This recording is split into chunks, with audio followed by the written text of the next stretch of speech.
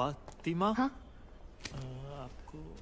आपको अंदर बुलाया है। ये लड़की पैजामा टी शर्ट पहन के कैसे अंदर आ गई?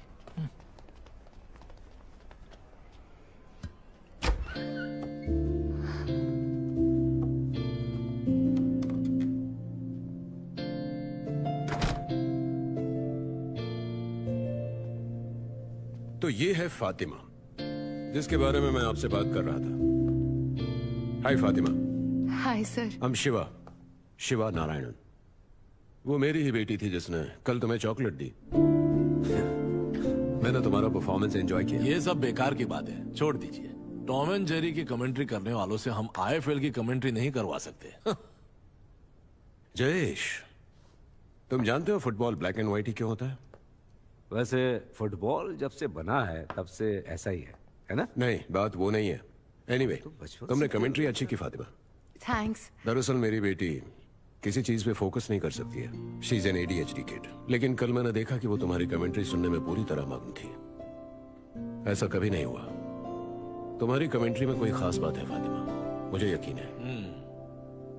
हाय Fatima, I am Deepika, director scheduling. Shiva ने तुम्हारे बारे में बताया था मुझे, फिर भी अपने बारे में बताओ। मेरा नाम फातिमा नूरजहान है। मैं मलापुरम से हूँ। मैं मम्मी पापा दादी और भाई के साथ रहती हूँ। भाई, तो तुम इस तरह से कमेंट्री करने वाली हो? ये क्या है सर, बोलने की तमीज नहीं, कमेंट्री करवा रहे हो। हमने इसे मैच की कंपेयरिंग करने के लिए कहा था, लेकिन ये तो वो भी नहीं कर पाई। आप जरा चुप रहेंगे प्रेसिडेंट? कंपेयरिंग और कमेंट्री में फर्क है। एक मिनट। फातिमा बोलो।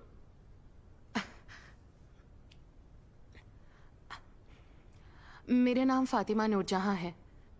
मैं मलापुरम से हूँ। मैं अपने मम्मी पापा भाई और दादी के साथ रहती हूँ। मैं बचपन से बहुत बातूनी रही हूँ, इसीलिए लोग मुझे बकबक बुलाते हैं। मेरी बकबक से कई लोग परेशान भी हो जाते हैं, लेकिन मैं फिर भी बोलती हूँ। बचपन में मैं जब फुटबॉल खेलती थी तो गोलकीपिंग और कमेंट्री करती थी। इसी तरह शुरुआत हुई। पर जो लड़कियां बहुत ज्यादा बात करती हैं, लोग उन्हें पसंद नहीं करते हैं। लोग मेरी बातों को कई बार मेरा घमंड समझ लेते हैं। मैं कोची अपना सपना पूरा करने आई थी। जब मुझे लड़का देखने आया था तो भी मैंने उससे कई सवाल किए थे। और मुझ जैसी लड़की का यहाँ तक पहुँचना किसी बड़ी जंग लड़ने से कम नहीं है। मेरा यहाँ पर इस तरह नाइट ड्रेस में आना और मेरे गाल पर ये निशान मेरी इस लड़ाई की निशानी है।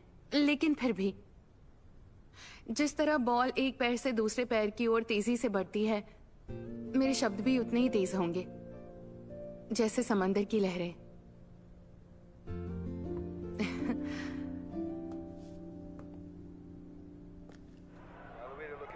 चलो तुम्हारी कमेंट्री सुनते हैं। से समथिंग। क्या तुम इसे जानती हो जो फ्री किक ले रहा है? Roberto Carlos. हाँ, ऐसा लगना चाहिए कि तुम इस मैच की कमेंट्री कर रही हो। चलो शुरू करो। रोबर्टो कार्लोस, फुटबॉल का इकलौता बुलेटमैन, जो किक मारता है तो बॉल तूफान की तरह आगे बढ़ती जाती है। वही तूफान आ रहा है फ्रांस के अगेंस्ट फ्री किक मारने के लिए। देखिए किस तरह उसकी निगाहें बॉल पर टिकी हैं। उनकी किक सिर्फ एक आम किक नहीं है, ये सालों का तजुर्बा है जो बॉल को अपने गोल तक पहुंचाएगा। वो तैयार हो रहे हैं अपनी फ्री किक के लिए। दिल की धड़कनें थाम लीजिए, अब होगा चमत्कार। रोबर्टो तेजी से बॉल की ओर बढ़ रहे हैं। ओह क्या बात है! दाएं पैर से रेनबो किक। उन्होंने गोलकीपर को हिलने का मौका तक नहीं दिया है। जब इस तरह की रेनबो किक फुटबॉल के इतिहास में मारी जाती है तो गोलकीपर आखिर कर ही क्या सकता है। रॉबर्टो कार्लोस, क्या कमाल का गोल था।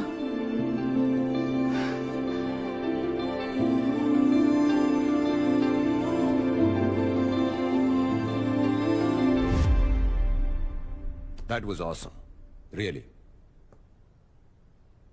तुम्हें क्या लगता है? ठीक है, पर क्या हम इतना रिस्क ले सकते हैं?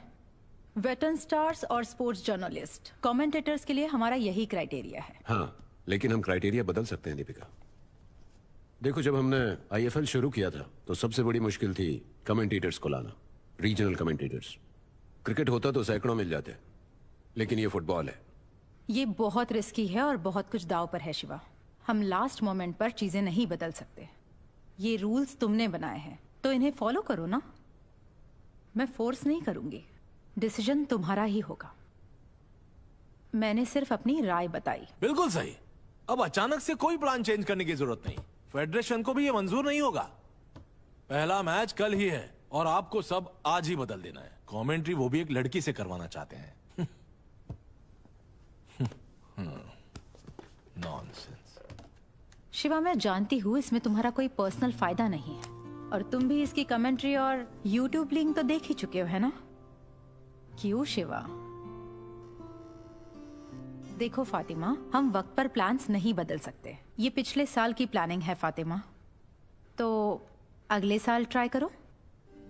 लेट मी बी फ्रैंक, ये होना जरा मुश्किल है क्योंकि हम वेटर्न स्टार्स और स्पोर्ट जर्नलिस्ट को ही प्रेफर करते हैं। कमेंट्री सिर्फ बॉल पर किक मारने से नहीं बनती है, उसके पीछे फुटबॉल साइंस है। जो लोग सिर्फ फुटबॉल फॉलो करते हैं वो शायद ये जानते भी ना हो, समझी? कोई बात नहीं मैम, थैंक यू। ये बहुत बड़ी बात है कि मुझ जैसी लड़की यहाँ तक पहुँच पाई है। एक ऐसी जगह जहाँ इतना बड़ा टूर्नामेंट हो रहा है, यहाँ आप मेरी कमेंट्री के बारे में बात कर रहे हैं। मेरे लिए इतना काफ़ी है और ये क्राइटेरिया एक दिन ज़रूर बदलेगा। फुटबॉल इन दीवारों को भी तोड़ेगा। I'm sorry, Fatima. It's okay sir, thank you. Rainbow kick, ये तो ऐसे ही बोल रही है जैसे शैजू बोला करती थी, वरना रेनबो किक के बारे में इसे क्या पता? क्या आपको पता है ये मैच कब हुआ था? और ये गोल इतना यादगार क्यों है? 1997 में फ्रांस और ब्राजील के बीच में मैच हुआ था। ये गोल और ये रेनबो किक, वो बनाना किक। इस गोल ने न्यूटन के फर्स्ट लॉ मोशन को भी फेल कर दिया। न्यूटन कहते हैं जब तक कोई एक्सटर्नल फोर्स किसी चीज पर नहीं लगती तब तक वो दिशा नहीं बदलती। पर रोबर्टो ने उस थ्योरी को गलत साबित किया। आपको नहीं पता ना कैसे? जब बॉल गोल गोल घूमती है तो हवा उसके ऑपोजिट साइड में चलने लगती है, जिसकी वजह से हाई प्रेशर स्पेस बनती है और दूसरी दिशा की हवा बॉल के साथ चलने लगती है, जिसकी वजह से लो प्रेशर स्पेस बनती है और इसकी वजह से बॉल रेनबो की तरह बेंड हो जाता है। इसे कहते हैं मैग्नेस इफेक्ट। न्यूटन ने इसे भी इन्वेंट किया था। ये सब इतना आसान नहीं है। किक बॉल के लोअर राइट कॉर्नर पर होनी चाहिए। स्पीड, हाइट और एंगल सब कुछ परफेक्ट होना चाहिए। इसके बारे में और जानने के लिए बचपन से फुटबॉल खेलना जरूरी है। सफेद कपड़ों से महारथी नहीं बनते, जर्सी पहननी पड़ती है। सॉरी। फातिमा, एक मिनट। कमेंट्री बॉक्स में तुम्हारी ये जो नाइट ड्रेस है सूट नहीं करेगी, तो कल कुछ और पहन कर आना।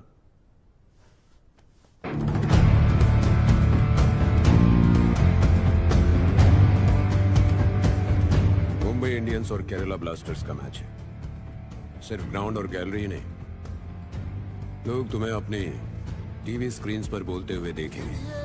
फातिमा, सुना दो अपनी आवाज दुनिया को। All the best.